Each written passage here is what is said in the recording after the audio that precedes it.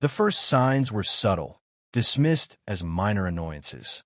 A luxury liner from the crystalline world of Alien arrived at the trade hub of Pax Centauri not 5 minutes late, but 5 hours. Its logs showed an uneventful journey. The discrepancy was blamed on a rookie navigator's miscalculation. Then the problem scaled. A convoy of automated or freighters from the mining belts of Kessel. 9 vanished entirely along the Hydra Run, a route traveled safely for 3 centuries. Search parties found nothing, no debris, no distress signals. It was as if the lane itself had forgotten they were there. By the 3rd lunar cycle, the reports were catastrophic. Diplomatic envoys missed summits by days, causing interstellar incidents. Supply chains for entire ecumenopolises fractured, leading to resource riots. Emergency broadcasts from stranded generation ships, their crews aging years in what should have been weeks of subjective travel, played on loop. The Galactic Union's initial diagnosis was a cascading software virus, a chrono glitch in the universal navigation net. Then, when system-wide patches failed, they blamed unprecedented temporal solar flares. Finally, as the fabric of commerce and communication frayed, they turned on each other. The technocracy of Lyra accused the quantum hives of Xylos of temporal sabotage. Xylos counterclaimed Lyra was testing a forbidden weapon. The Union chambers echoed with panic and accusation. A symphony of fear played in a key none of them understood. Amidst the galactic cacophony, one data point stood out in stark, silent contrast. The Terran system, and within it, the geopolitical entity of America. While panicked ambassadors broadcast demands for immediate action and fleets scrambled to reinforce borders against phantoms, Earth's electromagnetic profile remained peculiarly calm.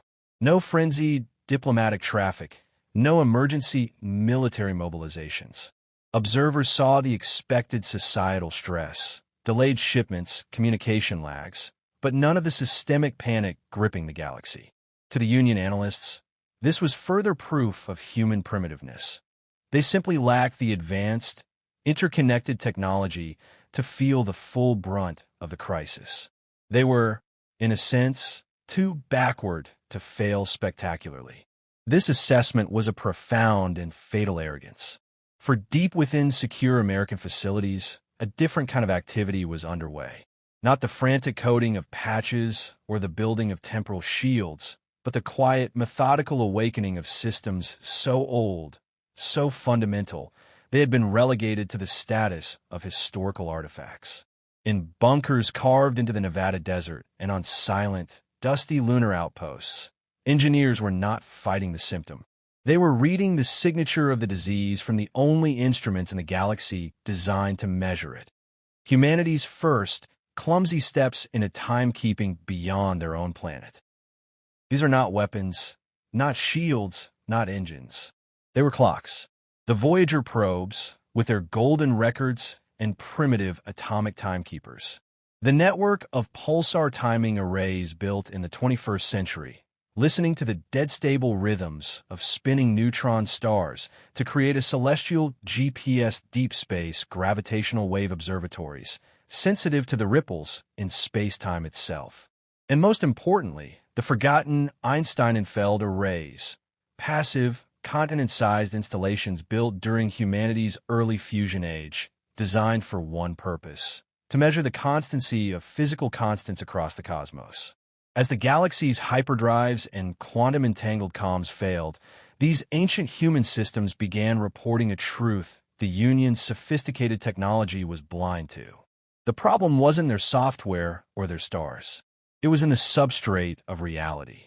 They were suffering from causal entropy or time decay, a natural, eventually inevitable side effect of manipulating high-energy physics and folding spacetime for FTL travel.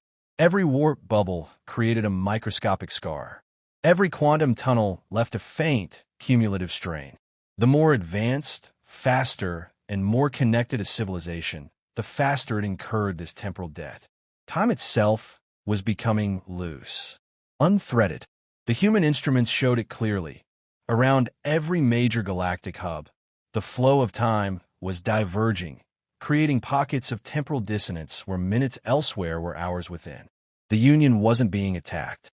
They were witnessing the bill for their own majesty coming due. While Union scientists finally began to theorize about localized temporal differentials, American engineers were already executing a protocol with a painfully human name: Project Grandfather Clock. The philosophy was not to reverse the decay. That was likely impossible, nor to shield from it, which would only isolate and accelerate the problem locally. The goal was harmonization. Using the ancient clocks as both sensors and anchors, they began emitting a series of perfectly timed, low-energy gravitational pulses. Not to force time back into line, but to gently nudge the unraveling layers of causality, encouraging them to resynchronize. It was the difference between trying to stop an unraveling sweater by cutting the yarn and carefully, patiently reknitting the dropped stitches in rhythm. They focused first on the major trade lanes, the lifelines of civilization. They did not ask for permission. They did not file a plan with the Union. They simply began the work of a cosmic groundskeeper, tending to the fabric of reality with tools considered obsolete before most Union species had discovered fire. The adjustment was subtle, taking weeks. A freighter long given up for lost drifted into port, its crew confused but alive. A diplomatic signal, sent months prior, finally arrived.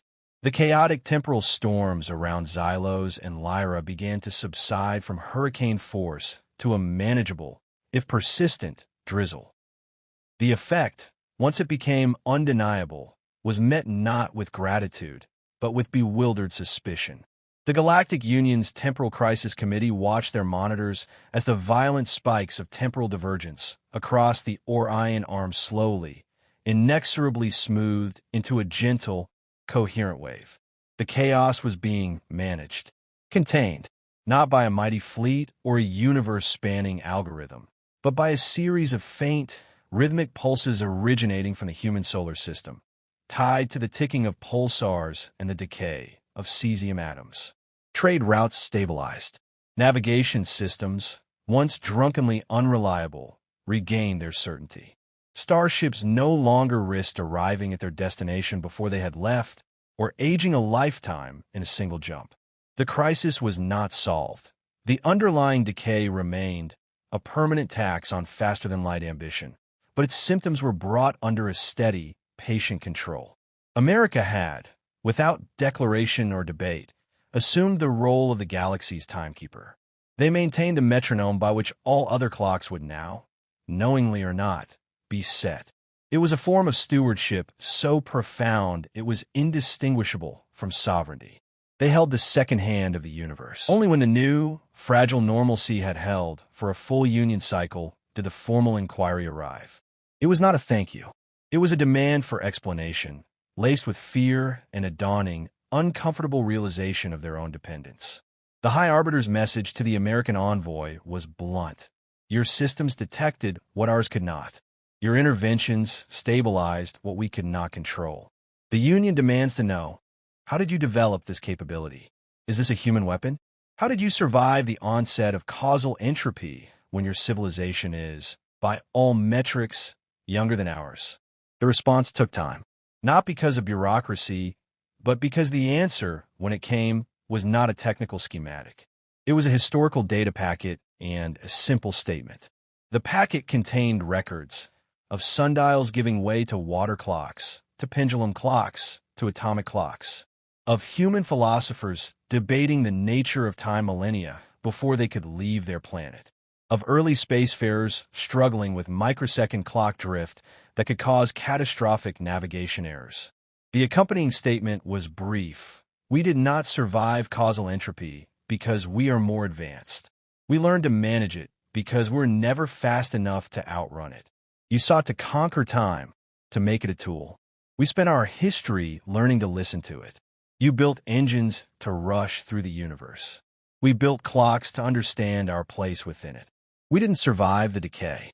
We learned to live slower, and in doing so, we learned how to help time hold its shape. Only when the new, fragile normalcy had held for a full Union cycle did the formal inquiry arrive. It was not a thank you. It was a demand for explanation, laced with fear and a dawning, uncomfortable realization of their own dependence. The High Arbiter's message to the American envoy was blunt. Your systems detected what ours could not. Your interventions stabilized what we could not control. The Union demands to know, how did you develop this capability? Is this a human weapon? How did you survive the onset of causal entropy when your civilization is, by all metrics, younger than ours? The response took time, not because of bureaucracy, but because the answer, when it came, was not a technical schematic. It was a historical data packet and a simple statement.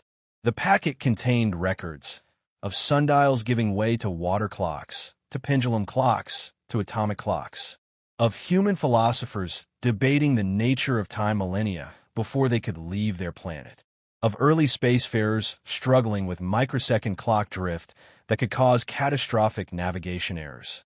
The accompanying statement was brief. We did not survive causal entropy because we are more advanced. We learned to manage it because we're never fast enough to outrun it. You sought to conquer time, to make it a tool.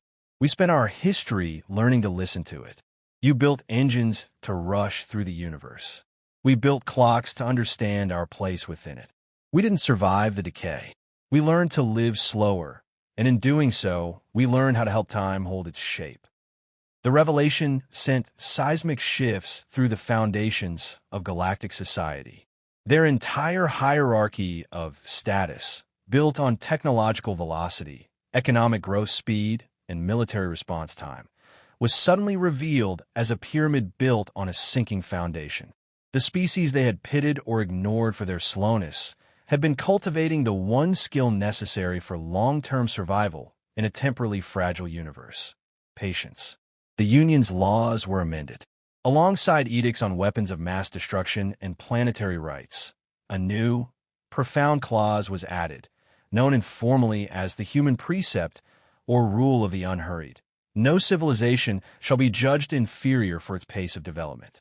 No species shall be compelled to accelerate its natural technological or social evolution.